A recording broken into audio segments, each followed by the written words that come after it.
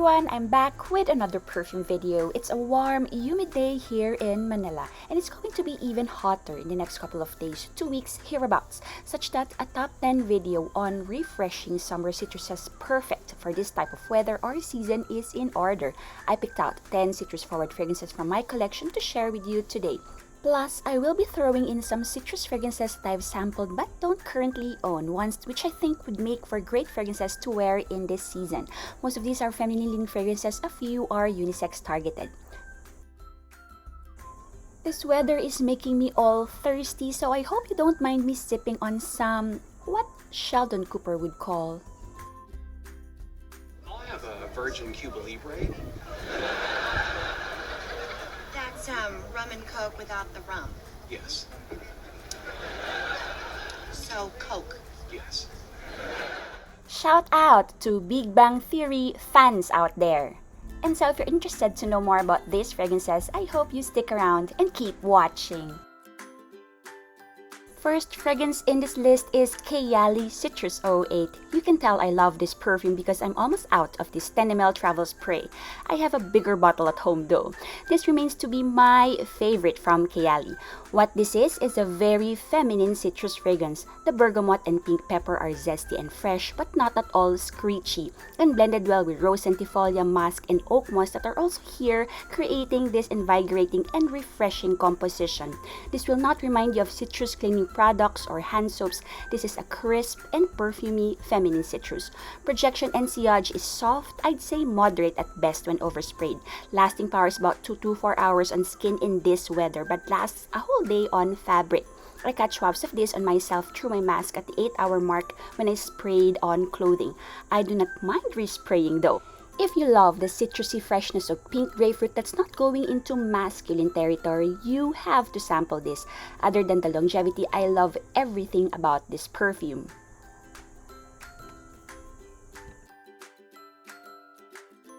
Next perfume is from Clinique. My Happy in Blue Sky Neroli. This is a perfume to wear on a particularly hot and cloudless day. Super fresh, super invigorating with neroli, ozonic notes, African orange flower, mandarin mixed with some warmer notes of amberwood, vetiver, cardamom, and rose oil. This is my second 15 ml bottle. Back when my collection wasn't so big, I went through a bottle of this so fast I got me a new one. Go ham on the trigger on this one and it will never be too much. This is almost devoid of sweetness and has a soapy, almost detergent-like facet on my skin that I quite like. The smell of freshly washed linen, hang dry under the sun, that's what I get. It's making me smell fresh all day even when I sweat like crazy in this humidity. I wore this a lot under PPE during my straight 8-hour shifts in the early part of the pandemic just to feel great and uplifted and fresh during those challenging days. Lasting power about 2 to 3 hours on skin, definitely longer on clothing. This is very much affordable. This 15 ml bottle is 1,500 pesos in local department stores. Next up is something from Fresh called Citron de Vigne. Fresh is not a misnomer here. This is a sparkling citrus perfume, predominantly grapefruit to my nose. Mildly sweet, but much sweeter in the dry down. This has a Pinot Noir accord but does not go into a fermented red grape smell as the actual wine. In fact, this reminds me more of a sparkling champagne than red wine. This has a lovely transparent jasmine and tea in the middle, making this more feminine leaning to my nose. If you've smelled Penhaligon's Juniper Sling or DKNY's Women Energizing, this is in the same general ballpark. I receive compliments whenever I wear this and is newly sprayed. This projects quite well once it hits your skin and starts to warm up. Longevity though is as expected of most citrus fragrances. It's under 4 hours. You definitely have to respray, which you will not mind anyway in this heat and humidity. Reapplying this perfume is like topping up on water every so often to stay hydrated and refreshed. This next one should look very familiar. This is a flanker to Dolce & Gabbana's Light Blue. This is called Light Blue Forever. Pretty sure almost everyone watching this has smelled Light Blue by Dolce & Gabbana at some point in their life, owned a bottle, or it's alive or it's still in your collection, or at the very least, you know somebody who owns one. This flanker coming in Eau de Parfum concentration lasts infinitely longer than the original Light Blue. This retained the sparkling citrusy lemon and juicy apple opening but with stronger white florals. This essentially is your light blue with standout clean-smelling white florals, blended so well so there's nothing screechy. This smells to me like sunshine of bright, happy days ahead. This fragrance is not only nostalgic to me but is very comforting. When I smell this, I think of my mom. She wore light blue a lot back in the day. This is definitely feminine leaning, a little more elegant than the original, such that I can see this worn to a wedding. Nonetheless, for warm, humid days like this, nothing beats good old light blue. When it's super hot, you pull out the big guns, and this is one of mine, Teodoro Scalotini's Aegean Salt and Citrus. The citruses here are grapefruit and lemon, and the lemon stands out more. Normally, I don't like lemons in perfume much, but here it's done the right way, and it smells more green, aromatic lemon or maybe lime to me than, say, lemon cleaner lemon. These citruses also are what I believe give this perfume a bright, almost sparkly aldehydic feel. Once the fizzy opening goes, the ozonic touches come through. More than actual sea salt, I smell clean sea air, one that you'd like to inhale deeply because it's super clean and fresh. It feels like it cleanses your lungs. It's very evocative. You feel like you're actually down by the beach inhaling the sea breeze. As this dry down, hints of some sweetness come through. I also start to get some floral touches, but nothing too distinct floral. When I first smelled this perfume, I had no words. I was simply blown away. On days when it's really hot and you feel very sticky and the air feels stuffy, this is my best bet. This will not only refresh your feeling but will clear your noses and lungs. Works wonders, this one. Projection strongest on initial spray, sillage at least moderate. This lasts a good 5 to 6 hours on me. Lasts the whole day when oversprayed. Pretty decent for a freshie. This is very much unisex, but on me it pulls slightly feminine as this dry down. Looking forward to wear this more in May, the hottest month of the year here in the Philippines. This probably is a very familiar bottle in my channel already. Probably this is the third or fourth time I'm featuring this perfume. This is Jo Love's Mango Thai Lime. This I featured in my recent video on fragrances to wear for lounging by the pool or by the beach. I invite you to catch that if you haven't yet. I also have a full dedicated review of this fragrance, all the links in the description down below. I can't say enough good things about this perfume. This fragrance simply blew my mind. This has a standout lime note with hints of fresh spices including pepper and mint leaves, plus the loveliest mango scent in perfume. This is what this is in a nutshell. If you're looking for a fresh citrus fruity fragrance that leans a little gourmand to add to your collection, go get this one. 10 over 10, highly recommend. Eau Des Sens by Dyptique is your elegantly soapy orange blossom perfume. Discredit the notes of orange blossom, bitter orange, juniper berries, angelica, and patchouli. There is a blast of citrus and orange blossom on initial spray, a little bitter, and very green and vegetal. If my nose doesn't lie, this smells of petitgrain, the essential oil extracted from the leaves and twigs of an orange tree. We haven't really seen petitgrain used in mainstream smelling or designer fragrances, only in niche brands like Dyptique, for example. This even leaves an oily residue on skin when sprayed on skin. So you have to like unisex, green, fresh, unique perfumes to appreciate this. But once you do, you'd be blown away by how lovely this smells. As that green, very green facet fades, this slowly transforms into a clean, soapy, slightly aromatic, lightly sweet floral scent, drying down earthy and vegetal still. This to me smells of clean laundry in the dry down, well, laundry detergent vibe to be exact, and I really like it. It smells very unique to my nose, and I like that it isn't sweet at all. This may not be for everyone, so a sample on skin and let it stay until the dry down. That way you get to experience the entire life of this perfume. For the high heat, this is another big gun for me. Eau Des Sens Eau de Toilette by Dyptique. Alien Eau Extraordinaire is the most citrus-forward alien flanker I've ever smelled in recent years, and also possibly the least jasmine-forward, which I like. I'm not a big fan of the original alien in the purple bottle. Any flanker not too similar to that, I will probably like better.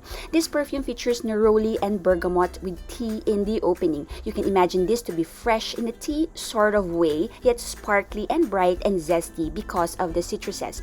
This delightful opening heralds the elegant floral heart of this perfume.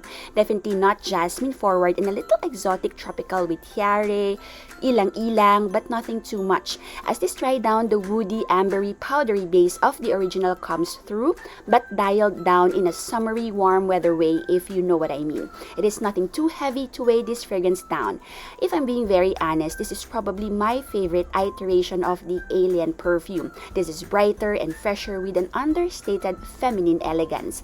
If you're an Alien fan or a white floral fan or Alien is your signature scent, this will get you through the height of summer without taking away so much of the Alien character. Another citrus and tea and white floral combination fragrance is Aqua Allegoria's Teazzura. This smells like a very lightly sweetened, ice-cold, freshly brewed chamomile jasmine tea with lots of lemon in there. That's what this smells like. This opens with a citrusy blast of bergamot, lemon, yuzu, and grapefruit. This has a very zesty, bright, effervescent quality about this fragrance owing to these citruses, and this citrusy touch stays on although much faded until the dry down. The lingering scent is a soothing floral tea scent becoming more earthy in the dry down. A big con for me is the lasting power. On skin, this stays on under 4 hours, so I spray a lot on clothes and hair to keep this longer. Super lovely for really warm, humid days. There's hardly any sweetness at all, so this is just perfect. You can still get this at discount websites. I haven't seen this in our local Guerlain counter since I got into fragrances about a year and a half ago. Perhaps this is discontinued. I'm not a big fan of citruses, but here they're done so well. I really like it. The final perfume from this list is a Jo Malone creation from Zara's Emotion collection, Vetiver Pamplemousse. And as the name implies, grapefruit is the dominant citrus in this perfume. Pamplemousse is French for grapefruit, and it, I must say, smells realistic in this perfume. This is a gorgeous grapefruit, mandarin orange, and vetiver scent, perfect for the heat and humidity of summer and the tropical climate we have over here. On initial spray, there is a blast of strong, zesty grapefruit smell. To my nose, it's masculine-smelling grapefruit in the opening, a green, almost aromatic citrus, almost devoid of sweetness. But then this quickly evolves into a sweeter, though still green and bitter, but less tart grapefruit scent. On my skin, this becomes sweeter the longer it stays on. It does not go into sticky sweet territory though, just enough sweetness to give this a slight feminine edge. Overall, this is very unisex smelling to me. Great as an after shower type scent or a scent you can wear for outdoor type activities on really warm days. This is fairly simple and linear, uncomplicated but not at all boring. Very clean smelling and oh so refreshing. If you haven't yet, try to sample this in store to smell for yourself. I bought this from our local Zara boutique. You might be interested in these 3 other citrus-centric perfumes worth mentioning. I have sampled and enjoyed them, although I do not currently own a full bottle. First up is Chanel Paris Deauville from the Le Sceau de Chanel collection. This collection is inspired by Coco Chanel's favorite travel destinations, and this is inspired by the coastal town of Deauville in northern France. Paris Deauville opens with a blast of citrus admixed with herbaceous and green notes, a lovely aromatic citrus blend, with a hint of floral in the background, rounded up by earthy patchouli. If you are a Chanel lover and are looking for a lovely citrus fragrance for summer that will kind of remind you somehow of Coco Mademoiselle, check this one out. To me, this smells like the summer citrusy alter ego of Coco Mademoiselle. I've been meaning to get a small bottle of this one, but holding off for now since I have, as you can see, so many perfumes to go through. But this is definitely in my wish list. Next up is Jo by Jo Loves, which is another grapefruit perfume. If you haven't noticed yet, I love grapefruit in perfumes and I love to eat it as a fruit as well. Well, this little sample I got from my mango thigh lime purchase back in December. 3 notes listed are grapefruit, lime, and guaiac wood. This bears a close resemblance to Vetiver Pamplemousse by Zara, most likely because Jo Malone created both of them. But to me, this is a perfumey grapefruit versus say the grapefruit in Vetiver Pamplemousse, which smells closer to an actual grapefruit. This is totally unisex in my honest opinion. But sometimes this smells more masculine, sometimes more feminine, but overall I think you can share a bottle with your partner. There is a cologne aspect to this perfume that makes me think of CK1. No, they do not smell alike, but they have a similar vibe. This is definitely one to try from the brand. If you're looking for a citrus fragrance that is not all too zesty or astringent on the citrus but is nonetheless refreshing and bright, you might want to check this one out. Super affordable, another Jo Malone creation in collaboration with Zara, Gracefully Madrid. Notes listed are orange, geranium, and musk. This opens citrusy fresh but very quickly tamed by an almost soapy floral musk, which goes on until the dry down.